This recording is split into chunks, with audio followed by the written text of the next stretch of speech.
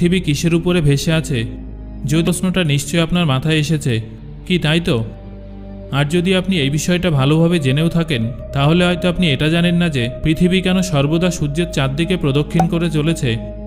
যদি আপনি এই বিষয়গুলো দিকের কথা না বলে চলুন আপনাদের এই বিষয়টা ভালোভাবে বুঝিয়ে বলি। এই অ্যানিমেশন ভিডিওটা দেখুন।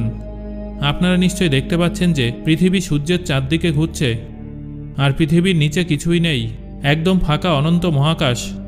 বাস্তবেও কিন্তু পৃথিবী এমনটাই।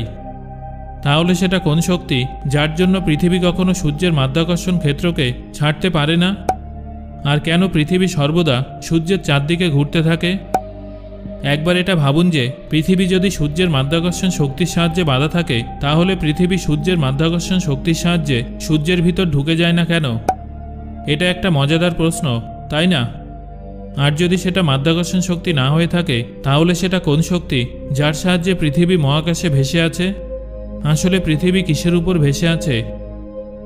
আমরা সবাই এটা জানি যে পৃথিবী নিজের কক্ষপথে 24 ঘন্টায় একবার ঘোরে, আর এই জন্যই পৃথিবীতে দিন এবং রাত হয়ে থাকে। একেই পৃথিবীর আহ্নিক গতি বলা হয়। আর এই মোশনের সাথে সূর্যের চারদিকে পৃথিবী প্রদক্ষিণ করতে থাকে, যার ফলে পৃথিবীতে 1 বছর পূর্ণ হয়। একে পৃথিবীর বার্ষিক গতি বলে। এবার আপনি এবং বার্ষিক গতির মধ্যে কনফিউজড হয়ে যাবেন না। পৃথিবী সহ সৌরমণ্ডলের সমস্ত গ্রহ সূর্যের বিশাল মাধ্যাকর্ষণের জন্য সূর্যের চারদিকে চক্কর কাটতে থাকে। এবার প্রশ্নটা হলো, সূর্যের মহাকর্ষীয় ক্ষেত্র কিভাবে এত বিশাল হলো? চলুন বিষয়টা বুঝে নিই। ধরুন এটা মহাকাশ। এই যে অন্ধকারে কালো কালো ফাঁকা জায়গাগুলো দেখছেন, এই মহাকাশ একটা অনেক বড় চাদরের সমান, যার উপর সূর্য একটা অনেক ছোট এবং ভারী বলের সমান জায়গায় আছে, যা স্পেস টাইম অর্থাৎ চাদরে গর্ত তৈরি করেছে। আর সূর্যের দ্বারা তৈরি এই গর্তের কারণেই বাকি ছোট ছোট বলের মতো গ্রহগুলো এই বড় বলের দিকে আকৃষ্ট হতে থাকে। সূর্যের দ্বারা স্পেস টাইম অর্থাৎ চাদরে তৈরি এই গর্ত অনেক বড় মহাকর্ষীয় ক্ষেত্রের নির্মাণ করে। এই থিওরিটা মহান বিজ্ঞানী আইনস্টাইন মহাকাশে গ্র্যাভিটির মেকানিজমকে বোঝানোর জন্য বলেছিলেন, যাকে জেনারেল রিলেটিভিটি থিওরি বলা হয়। এই থিওরি অনুযায়ী স্পেস টাইমে থাকা কোনো বডি স্পেসকে সামান্য বেন্ড করে নিজের কিছু দূরত্বের মধ্যে হেলিওস্ফিয়ার রিজিয়ন তৈরি করে, যার ভিতরে কোনো পিণ্ড চলে এলে সেই বড় পিণ্ডের চক্কর কাটতে থাকে। এবার দেখুন পৃথিবী এবং সূর্যের সাথেও ঠিক এমনটাই হয়েছে। পৃথিবী সূর্যের স্পেস টাইমের কার্ভেচার এলাকায় আসার কারণে সূর্যের চক্কর কাটতে থাকে, কিন্তু পৃথিবী সূর্যের ভিতরে প্রবেশ করে না কেন?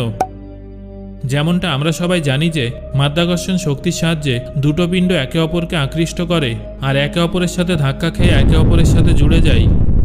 যদি একটা পিণ্ডের ভার দ্বিতীয় পিণ্ডের তুলনায় অনেক বেশি হয়, তাহলে এমনটা হতে পারে।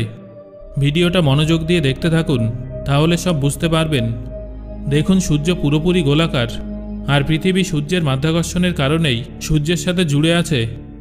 সূর্য এখন যে স্থানে উপস্থিত আছে, যদি সূর্য সেখানে না থাকে, তাহলে পৃথিবী একেবারে অনন্ত মহাকাশে ট্রাভেল করতে থাকবে। কিন্তু সূর্য গোল এবং পৃথিবীর ঘোরার গতিও অনেক বেশি। এই জন্য পৃথিবী যেই সূর্যের এক কার্ভেচার পয়েন্ট থেকে অপর কার্ভেচার পয়েন্টে পৌঁছায়, সূর্যের কার্ভেচারের কারণে সে সূর্যের গোল কার্ভের দিকে নামতে থাকে। অর্থাৎ গোল সূর্যের কক্ষপথের দিকে ঘূর্ণায়মান আমাদের পৃথিবী সূর্যের চারদিকে ক্রমাগত চক্কর কাটতে থাকে। আর এই কারণেই পৃথিবী সূর্যের সাথে বাঁধা অবস্থায় মহাকাশে টিকে আছে। আর এই একই কারণেই পৃথিবীর চারদিকে ঘুরতে থাকা স্যাটেলাইটগুলোও পৃথিবীর চারদিকে চক্কর কাটতে থাকে। তারা কখনো পৃথিবীকে ছাড়ে না, কারণ পৃথিবী গোলাকার, আর সেগুলো ক্রমাগত পৃথিবীর গোলাকার পৃষ্ঠতলের দিকে নামতে থাকে। আর পৃথিবীর মাধ্যাকর্ষণ শক্তির সাহায্যে পৃথিবীর সাথে জুড়ে থাকে। সো বন্ধুরা, এবার আমাকে কমেন্ট করে জানান এই বিষয়গুলো কি আপনি আগে থেকে জানতেন? আর ভিডিওটা ভালো লাগলে একটা লাইক করুন এবং বন্ধুদের সাথে শেয়ার করুন।